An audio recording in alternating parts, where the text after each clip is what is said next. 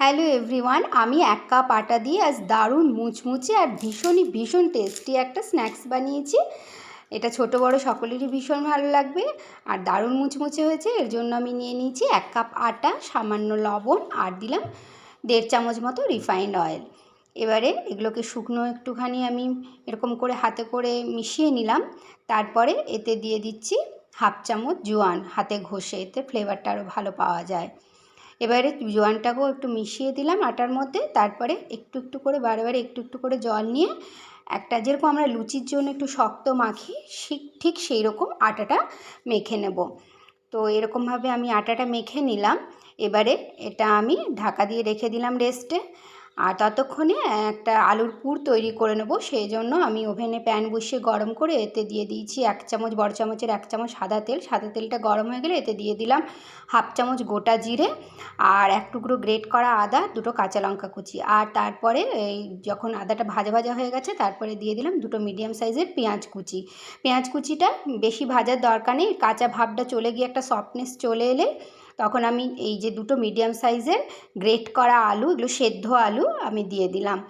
এবারে পেঁয়াজের মধ্যে ভালোভাবে নাড়াচাড়া করে এতে দিয়ে দিলাম স্বাদ মতো লবণ, সামান্য চাট মশলা আর ধনেপাতা কুচি। এবারে এগুলোকেও খুব ভালোভাবে মিডিয়াম ফ্লেমে মিশিয়ে নিলাম। খুব ভালোভাবে মিশে যাওয়ার পরে সব কিছু যখন মিশে গেল তারপরে দিয়ে দিলাম 1 চামচ, ছোটো চামচের 1 চামচ চিলি ফ্লেক্স। চিলি ফ্লেক্সটাকেও ভালো করে মিশিয়ে নিলাম নাড়াচাড়া করে। এবারে এই পুরটা তৈরি হয়ে গেছে, আমি ওভেনটা অফ করে প্যানটা নামিয়ে নিয়েছি। আর এইবারে এই আলুর পুরটাকে ঠান্ডা করতে দেবো। আলুর পুরটা ঠান্ডা হচ্ছে ততক্ষণে আমি এই ঢাকাটা খুলে নিলাম। আটার ডোটা যে মাখা ছিল তারপরে এরকম একটু শক্ত করেই মেখে নিয়েছি, মানে খুব বেশি শক্ত নয়, ঠিক লুচির মতো মাখলে হবে, লুচির মতো যেরকম আমরা আটা মাখি সেরকম।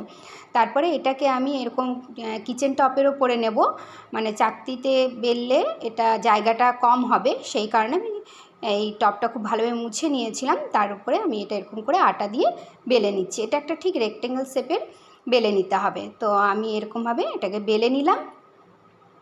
এবারে এর ওপরে আলুর যে পুরটা ঠান্ডা হয়ে গেছে, আমি এবারে আলুর এই মশলাটা দিয়ে দিচ্ছি। তো হাতটা ভালো করে ধুয়ে নিয়েছি। এবারে আলুর মশলাটাকে আমি ভালোভাবে স্প্রেড করে দিলাম। এবারে এর ওপরে একটু স্প্রিঙ্কল করে দিচ্ছি সাদা তিল। সাদা তিল দিলে টেস্টটা খুব ভালো আসবে। এবারে ঠিক এরকমভাবে ফোল্ড করলাম রুটিটাকে। তারপরে একটু হালকা হাতে এরকম চেপে দিলাম। এবারে এই সাইডগুলোতে আমি দিয়ে দিচ্ছি একটু করে জল, এতে ভালো মতো স্টিক হয়ে যাবে। এবারে এই সাইডটা এরকমভাবে ঠিক যেরকম দেখাচ্ছি এরকমভাবে এনে এরকম শেষ প্রান্তে এরকমভাবে আটকে দিলাম। এবারে সাইডগুলো একটু চেপে দিলাম আর ওপরটা একটু হালকা হাতে চেপে দিলাম।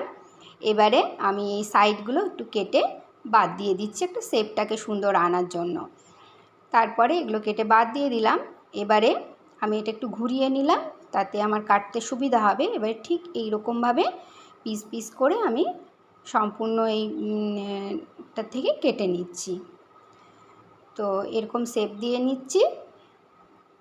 এটা বানানো ভীষণই সহজ আর খেতে দারুণ লাগে, ভীষণ মুচমুচে হয়। বাচ্চাদের স্কুলের টিফিনও আপনারা দিতে পারবেন, সন্ধ্যেবেলা স্ন্যাক্সে চায়ের সঙ্গে কিংবা যে কোনো সসের সঙ্গে খেতে তো ভালোই লাগবে। তো আমি এগুলো সবগুলোই কেটে নিয়েছি। এবার একটা প্লেটে এগুলো তুলে নিচ্ছি। দেখুন এগুলো বেশ লেয়ার পড়েছে, দেখতেও খুব সুন্দর হয়। এবারে আমি একটা এরকম ছড়ানো জায়গাতে প্লেটে নিয়ে নিলাম 3 চামচ ময়দা আর সামান্য লবণ আর সামান্য তিল নিলাম, সাদা তিল, আর একটু চিলি ফ্লেক্স নিলাম। এবারে সব কিছুকে একটুখানি জল দিয়ে কম করে একটু বারে একটু করে জল দিয়ে একটা মিডিয়াম ঘনত্বের, ঠিক এরকম ঘনত্বের একটা মিশ্রণ তৈরি করে নিলাম। এদিকে ওভেনে প্যানটা বসিয়ে বেশি করে সাদা তেল দিয়ে তেলটা গরম করে নিয়েছি। এবারে এতে যে আমি এইগুলো শেপ দিয়ে রেখেছিলাম কেটে, এগুলো এই যে ময়দার গোলাটাতে ডুবিয়ে এরকমভাবে মিডিয়াম ফ্লেমে ওভেনটা রেখেছি। এবারে ফ্লেমটাকে এবারে আমি এরকমভাবে এই শেপ দেওয়া এই স্ন্যাক্সগুলো দিয়ে দিলাম। এবার প্রথমবারে আমি 4টে দিলাম, 4টে ভালো মতো কুলিয়েছে। তারপরে এগুলো যখন উপর পাটটা কাঁচা ভাবটা চলে যাবে তখন এরকমভাবে উল্টে দিলাম।